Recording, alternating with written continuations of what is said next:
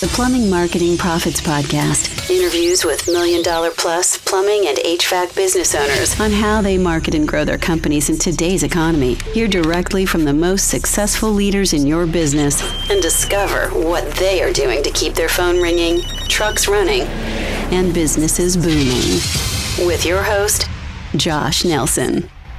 Well, hey, this is Josh Nelson. I want to thank you for joining me on this episode of the Plumbing and HVAC Marketing Podcast. Real excited to have back with me today Gene Slade from the Lead Ninja, who I just think is just an amazing success story.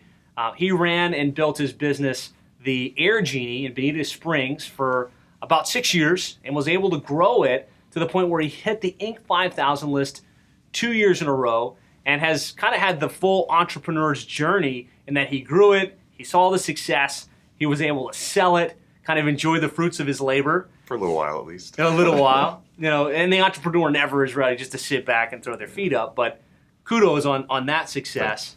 And now has taken that knowledge and how he did that, because it's different. You're going to see it's quite a bit different than the average HVAC company's marketing strategy, and developed a business where he's actually implementing that for other plumbing and HVAC companies and seeing tremendous success. So I interviewed him for the podcast about a year ago now. Something like that, yeah. Since then, he started to work with a number of the other listeners to this podcast, and it's been such a big success. I wanted to bring him back live in studio here where we can really dive deeper, hear some of the success and the results. But let me just welcome Gene to the podcast today. Man, I'm excited. Love Miami. Yeah. It's awesome. Yeah. South Thanks for having me, man. Absolutely. Thank you for coming. And so just let's start. Tell us a little bit about your background, kind of how you got into the HVAC business in the first place. I was forced into it. My father owned his own heating and air conditioning company. He started it when I was 11. And he said, boy, if you want food, you want clothes, come to work. So I began as a helper. And by the time I was 14, 15 years old, I was leading an installation crew. I had a driver. Nice. And shortly after that, I got into management and then sales, and then ended up starting my own HVAC company. Nice. Never really wanted to do that, but I found myself in a position where I kind of was forced into it. And that's how my whole journey began as an entrepreneur. Nice. So you kind of started doing it at an early age, then you started the company. Was it an overnight success? Did it take a little bit of while to build it up? We had success right away. Nice. Right away. And I think the reason we had success, I know the reason we had success was because of the radio program that we did. I learned how to do the radio program at another company that I was general manager for. And it really launched our business from day one. It was not any waiting. We didn't have to wait for leads or any build up. It was just bam. Nice. Yeah. So you were able to be a launch success right out of the gates. Right out of the gate. Tell us at its peak, how many technicians, approximate revenue, if you can speak to that at all? We had somewhere in the neighborhood of 24 people on staff in total. That's okay. Under the roof and out in the field. Wow. And we were a little over $3 million. Nice. We started and built and sold the company within 6 years and a day. Okay. So, and wow. The thing that's important to mention about the revenue itself is that we were mainly a service company. We weren't an installation company. I mean, the final year, we only did $1 million in replacement. So we did over $2 million in indoor air quality and just, maintenance work, capacitors, hard starts, all that other stuff. Which is really where the profit in this business is. Yeah. And I never really wanted to have an installation company, so I missed out on a lot of revenue. Mm-hmm. That installers are a different breed. Yeah, it's a totally different animal. Absolutely. So that's amazing. So we're going to talk about the radio stuff. I know you're listening to this and you're like, I want to learn more about that. We're going to get there. Kind of the foundation of this whole podcast is what does it take to have an effective marketing strategy for your plumbing or HVAC business? And being a student of Dan Kennedy and kind of the godfathers of direct response marketing, they always taught that it's about the market, the message, and the media. The market being who you're going to sell to, and who is that target audience that you're selling your services to. The message, what are you going to say? How are you going to position yourself so that you stand out and those people want to choose to do business with you? And then the media is how do you get that message out to get those customers contacting you? So if you don't mind, just kind of break down in that order, who was the market that you were targeting? What was the message that was different? And then what media did you use to get that message out? Well, the market was middle to upper income conservative talk radio listeners. We would target AM radio first, the stations that people like Rush Limbaugh, Glenn Beck, Sean Hannity, Michael Savage, Laura Ingraham, all those people, because the people that listen to those stations typically have got a little bit more disposable income, and they crave comfort. Yeah. Right? They despise the inconvenience of the breakdown and the time that's missed with that. Okay. So that was the market that we were targeting right out of the gate. Interesting. That's very specific. Now, you guys have heard me do this interview with countless plumbing and HVAC companies now.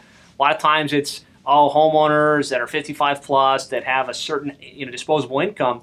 He's talking more about the psychographics and very more specific targeting of that audience. So it's an interesting perspective. After that, we picked up sports radio, ESPN sports radio, and we had mad success on that. That's been as effective as the conservative group? It was very, very effective. And we actually even picked up a country station that we simulcast at the same time, and that was pretty impressive, the results we got from that as well, from a number of callers calling into the show perspective. Very interesting. And since then, we've even jumped onto some of the religious stations, Christian radio stations, and we've had some success there as well. Very interesting. So that's the market. Let's talk a little bit about the message. Like what were you saying that would make them choose you guys? Well, we're talking about maintenance. I mean, the programs are about maintenance. Why you should have your heating and air conditioning system maintained on a regular basis, or why you should have your plumbing system inspected, and make sure that you've got the right hoses on the back of your washing machine so they're not squirting all over the place and busting on you. I mean, they're essentially just a garden hose. Think about that for a second. Yeah. So we talk about maintenance of the home, indoor air quality, the effects that the effects that nasty air can have on you, molds, mildews, dusts, all the allergens and stuff like that in the air. And then for plumbing and water treatment, we really focus heavy on what's in the water, the chlorines, the fluorides, the heavy metals, all of those things. So we talk about all that stuff, and then we give the customer an opportunity to have us come out. But I guess backing up a little bit, we talk about that stuff, but we also talk about what it's going to look like when the technician arrives. How he's going to park in the street instead of backing up in their driveway and leaking oil all over their driveway. How he's going to put on shoe covers and respect their property. All of the things that he's going to do while he's there, and the time frame that it normally takes, because most of these customers have had what I call the drive-by maintenance. A guy comes up, pulls in the driveway, 30 minutes later, he's out of there, spinning his wheels. So we talk about drug testing, background checks. That stuff is what customers want. It's what sells. That's kind of the message, right? Yeah. The message piece. Exactly. So, and then after that, we just give them an opportunity to not play Google Roulette. No offense. Yeah. Or Yellow Page Roulette. But to get us to come out there, somebody that they know is going to deliver that product that they want. Yep. And we give them an insane offer. For my first year and a half to 2 years of my business, I went out for free. Wow. For free. I'd go out and spend an hour and a half, 2 hours doing it for free. And my average ticket was $1,032 without selling equipment. Wow. $1,032. Unreal. People would go, people just want something for free. Not when I'm targeting a conservative talk radio listener that's 35 to 65, middle to upper income. I mean, they appreciate that value. They appreciate when something's done right. And there's almost a sense of obligation once you've performed that service work for them. The principle of reciprocity. Right. Do something for somebody and they want to do something back. Yeah, so we would create a list of, and that list had 3 things on it. The things that were mandatory, things that had to be done right now. The middle of the list, Charlie Greer calls it the paper towel close. He's one of my mentors. That's how I learned it. The middle section on that list were things that were going to need to be done in the near future. And then the stuff at the bottom were things that'd just be really nice to have, right? So you got to do this stuff. This stuff will have to be done in the near future. And then this stuff down here, that'd be really nice to have. If you got the money, it'll never be cheaper than it is today. Nice. And so a lot of people would, you'd go in there for a free checkup, And then when you're in there, you present those three options. Mm-hmm. Some people will choose 1 and 2, and some higher end will take, look, let's take care of this whole thing. Right. And I mean, all of my guys were trained on exactly what to say when they walked up to the door, how to walk up to the door. I come from the Airtime 500 school. Mm-hmm. So, I mean, I learned a lot of that stuff from them. So all the guys are trained so that it's like a McDonald's experience every time they go in. 2 years from now, somebody comes in, it's going to be the same thing. Mm-hmm. And then they let the customer know up front, as I'm going through your system, should I find any deficiencies, you want me to share them with you? We'll get permission for that up front. And then we present the same list every single time. And that was one of the things that enabled us to really have major success. Nice. We weren't going out there, my guys weren't going out there and just winging it every time. They followed a system. Mm-hmm. And so, I mean, this is really cool stuff. And it's a little bit different than what a lot of you guys are doing. And like you said, that we're an internet marketing and SEO company. It's very directional advertising. We're waiting for the customer to know, I got a problem, my water heater's broken, or I've got this burst pipe, and we're waiting for them to be in that urgent state. And so the only sliver of the market we can tap into are the people that have an urgent need, where there's a lot more people and a lot more homeowners that may or may not have an urgent need, but there's a problem. There's an issue with the water quality. There's an issue with the air quality.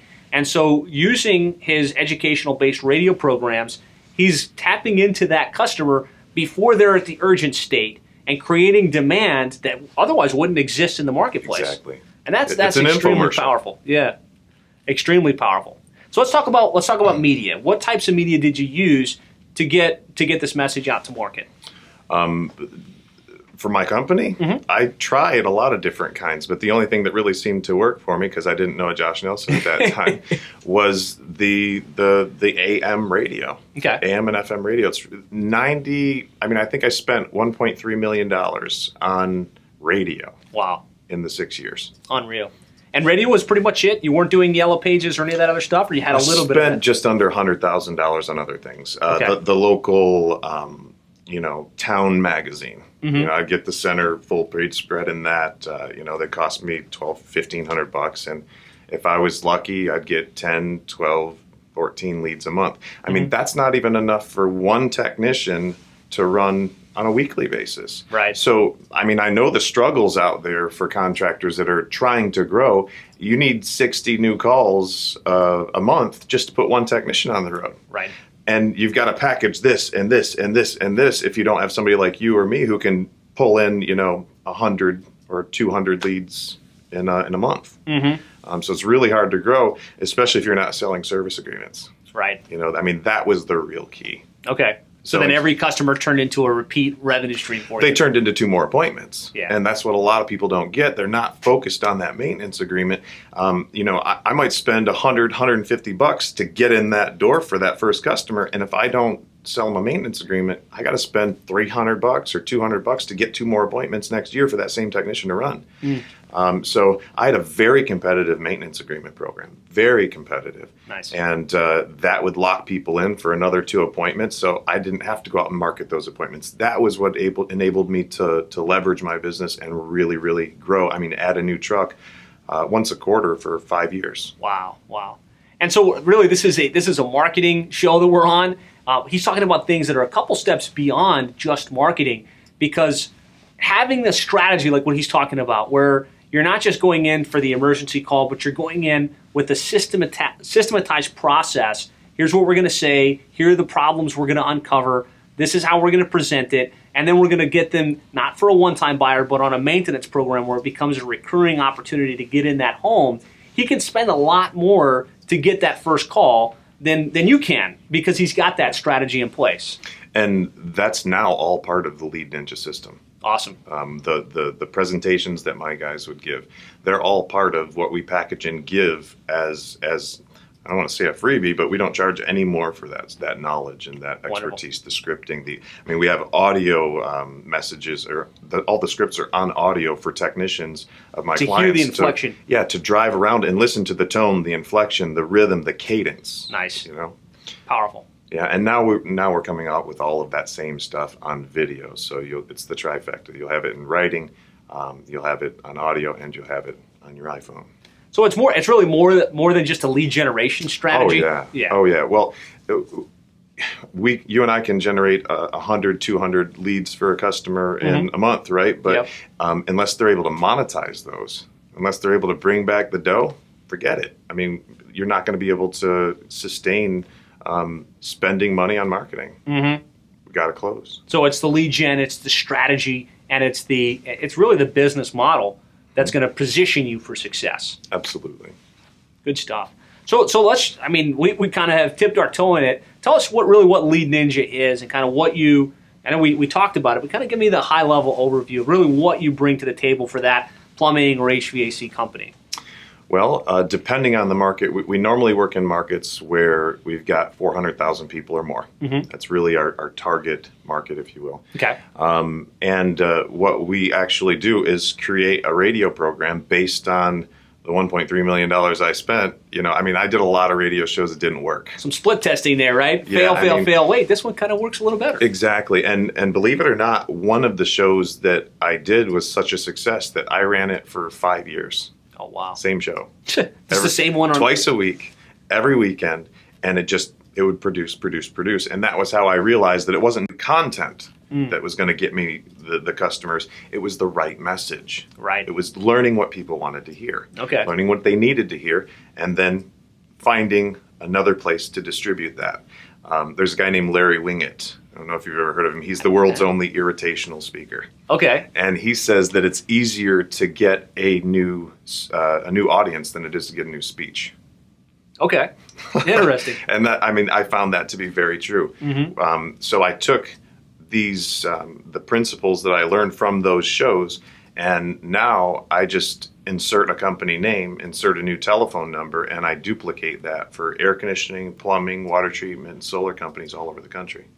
Very, very interesting. So you're able to put together a radio show, put it on the radio to the right audience based on your experience in their market, and kind of generate those leads for potentially you as a listener or viewer. Yeah, exactly. And we do all of the negotiating and buying of the radio. The money doesn't come through Lead Ninja. Our clients pay that directly to the radio stations. The media buy. Right.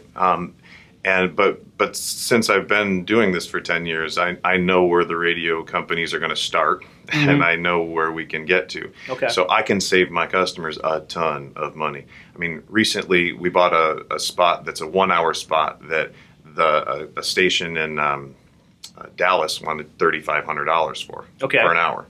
And we were able to get it down to $2,500. Wow. And get an additional 20 free commercials throughout the week that also drive business for that customer. Okay. So we're able to leverage some of that experience and really keep the cost per lead down for those clients, especially in the bigger markets. That's where we see our lowest cost per lead. Okay.